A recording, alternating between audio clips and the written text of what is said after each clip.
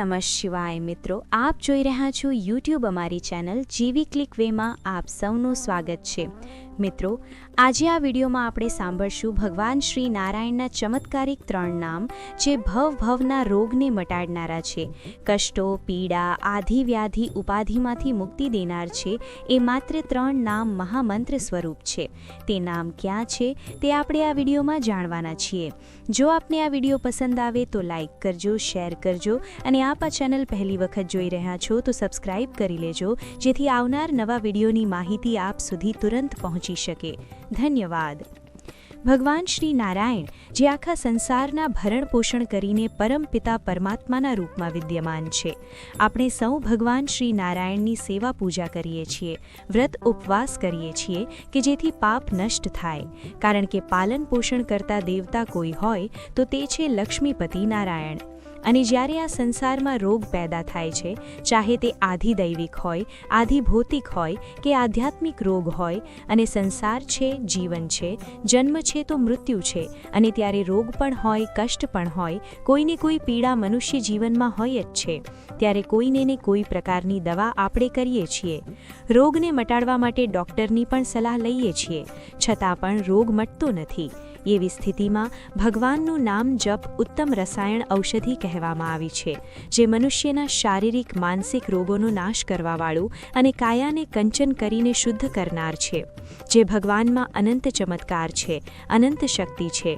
લૌકિક રોગોની વાત શું કરવાની, ભયંકરથી ભયંકર ભવ રોગને મટાડી દેનાર ભગવાન શ્રી નારાયણના 3 નામ છે।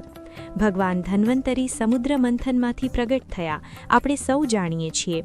ત્યારે ધન્વંતરી દેવતાએ દેવતાઓને તથા ઋષિઓને ઔષધિ, રોગ નિદાન અને તેના ઉપચાર આદિ વિશે બતાવેલું હતું કે બધા રોગ પર સમાન અને સફળ રૂપમાં કોઈ કાર્ય કરવાવાળી ઔષધિ હોય, મહાઔષધિ હોય, સૌથી મોટી દવા હોય તો તે છે ભગવાનના નામ જપ। અચ્યુત અનંત ગોવિંદ નામોચ્ચારણ ભેષજાત નશ્યંતી સકલા રોગાહ સત્યમ સત્યમ વદામ્યહમ। અર્થાત અચ્યુત અનંત ગોવિંદ આ ભગવાનના 3 નામ ઔષધિ સમાન છે, સમસ્ત રોગ ભયનો નાશ કરવાવાળા છે, તે સત્ય સત્ય કહું છું। આ શ્લોક ભગવાન ધન્વંતરીએ પોતાના શ્રીમુખેથી દેવતાઓને, ઋષિઓને કહી સંભળાવ્યો છે। આ શ્લોકમાં 2 વખત સત્ય સત્ય શબ્દનો ઉચ્ચારણ કરવામાં આવ્યો છે, જેનો મતલબ થાય છે કે અટલ સત્ય છે। શ્રદ્ધા અને વિશ્વાસની સાથે જો આ મંત્ર જે આ શ્લોક આપ્યો છે તેનો જપ કરવામાં આવે તો દરેક રોગ નાશ પામે છે। રોગ નિવારક ઔષધિના રૂપમાં ભગવાન વિષ્ણુના આ 3 નામ જે ઘણા ચમત્કારિક છે। આ શ્લોકમાં ભગવાનના 3 નામ અચ્યુત, અનંત અને ગોવિંદનો ઉલ્લેખ કરવામાં આવ્યો છે।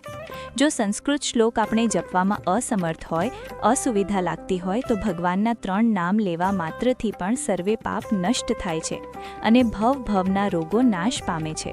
ભગવાન વિષ્ણુના આ 3 નામ છે અમોઘ મંત્ર મહામંત્રના રૂપમાં છે, અચ્યુત, અનંત અને ગોવિંદ। ભગવાન વિષ્ણુના આ 3 મંત્ર સમાન જે નામ છે તેનો પણ જપ કરી શકાય છે। નામની શરૂઆતમાં ઓમ એટલે કે પ્રણવ લગાવવું જોઈએ અને અંતમાં નમઃ શબ્દનો ઉચ્ચારણ અવશ્ય કરવો જોઈએ, જે મંત્ર બની જાય છે ઓમ અચ્યુતાય નમઃ, ઓમ અનંતાય નમઃ, ઓમ ગોવિંદાય નમઃ। આ 3 નામરૂપી મંત્રનો એકાગ્ર ચિત્ત થઈને જપ કરવા માત્રથી વિષ, રોગ, અગ્નિથી થવાવાળી વ્યાધિ, અકાલ મૃત્યુનો ભય નાશ પામે છે।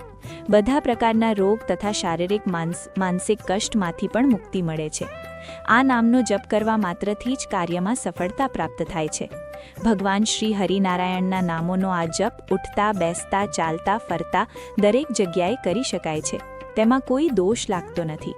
એટલા માટે ભગવાનની ભક્તિ કરતી વખતે કોઈ પણ સમયે શ્વાસોચ્છ્વાસની આપણે જે ક્રિયા કરીએ છીએ, શ્વાસ એટલે કે આપણું જીવન છે, એટલે જ્યારે જીવન પૂર્ણ થઈ જાય છે તો શ્વાસ પણ બંધ થઈ જાય છે। માટે શ્વાસ લેતી વખતે ભગવાન નામ સ્મરણ થાય તો ઉત્તમ ગતિ પ્રાપ્ત થાય છે, તેમાં કોઈ સંદેહ નથી। ભગવાનની ભક્તિ સંજીવની બૂટી અને શ્રદ્ધા પથ્ય છે।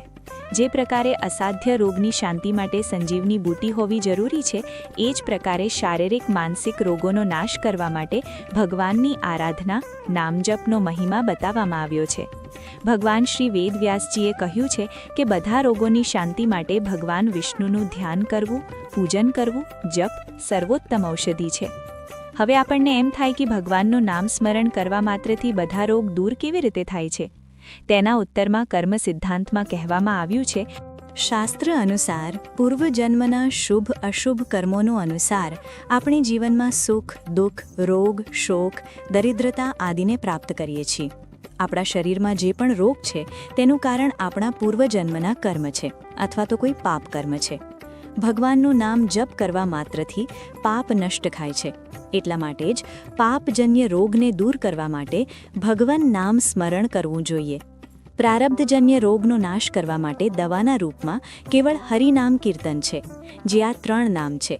આમ જોઈએ તો પાપ કર્મરૂપી પ્રારબ્ધ જ્યારે સમાપ્ત થાય છે ત્યારે આપમેળે જ રોગ શાંત થઈ જાય છે અથવા નષ્ટ થઈ જાય છે. સંસારમાં કોઈ એવો રોગ નથી જે પ્રારબ્ધ કર્મથી ક્ષય ન થાય. એટલા માટે શાસ્ત્રોમાં પ્રતિદિન ભગવાન નામ જપ કરવા માટે કહેવામાં આવ્યું છે. પદ્મ પુરાણમાં એક કથા પણ છે કે સમુદ્ર મંથન સમયે જ્યારે સૌથી પહેલાં કાલકૂટ નામક મહાભયંકર વિષ પ્રગટ થયું, જે પ્રલયકાલની અગ્નિ સમાન હતું, જેને જોઈને બધા દેવતાઓ દાનવો ભયભીત થઈને આમ તેમ ભાગવા લાગ્યા હતા. ત્યારે ભગવાન શિવે દેવતાઓ અને દાનવોને કહ્યું કે તમે લોકો આ વિષથી ભય ન પામો. આ કાલકૂટ નામક મહાભયંકર વિષને હું પોતાનો આહાર બનાવી લઈશ. ત્યારે ભગવાન મહાદેવની વાત સાંભળીને બધા દેવતાઓ અને દાનવો શાંત થયા. ભગવાન શંકરના ચરણોમાં નમી પડ્યા. ભગવાન શંકરે સર્વ દુઃખ હારી ભગવાન નારાયણના આ 3 મંત્રરૂપ નામને ધ્યાનમાં લઈને 3 નામરૂપી નામત્રય મહામંત્રનો જપ કરીને ત્યારબાદ મહાભયંકર વિષને તેઓ કંઠે ધારણ કરે છે. એટલા માટે ભગવાન શિવનું એક નામ નીલકંઠ પણ છે અને સંસારને ભસ્મીભૂત થતાં ભગવાન મહાદેવે બચાવ્યું.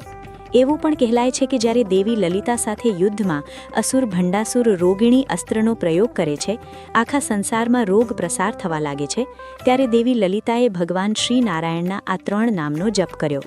મનમાં ને મનમાં પ્રભુનું સ્મરણ કર્યું અને રોગિણી અસ્ત્રથી બચાવ માટે જ્યારે દેવી લલિતાએ નામત્રય મંત્રનો પ્રયોગ કર્યો અને ત્યારે આ નામત્રય મંત્ર દ્વારા દેવી લલિતાએ સર્વની રક્ષા કરી હતી અને અસુરનો નાશ કર્યો હતો.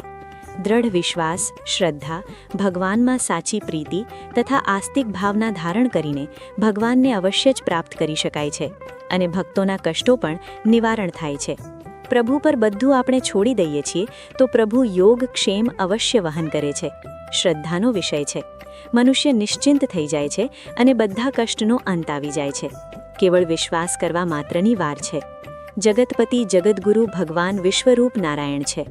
ભગવાન શ્રી કૃષ્ણ એટલા માટે ભગવાનને 1000 હાથવાળા કહેવાયા છે, કારણ કે 1000 હાથથી તે દરેક ભક્તોની પ્રભુ રક્ષા કરે છે. એમાં કોઈ સંદેહ નથી. તો મિત્રો, આપણે સાંભળ્યા ભગવાન શ્રીહરિના 3 પવિત્ર મહામંત્ર સ્વરૂપ ભયરોગ મટાડનાર 3 નામ, જેને સાંભળવાથી સર્વે પાપ દોષ ક્લેશ ભય નાશ પામે છે અને પ્રભુની કૃપાથી અંતમાં ગોલોકધામની પ્રાપ્તિ થાય છે, મુક્તિની પ્રાપ્તિ થાય છે.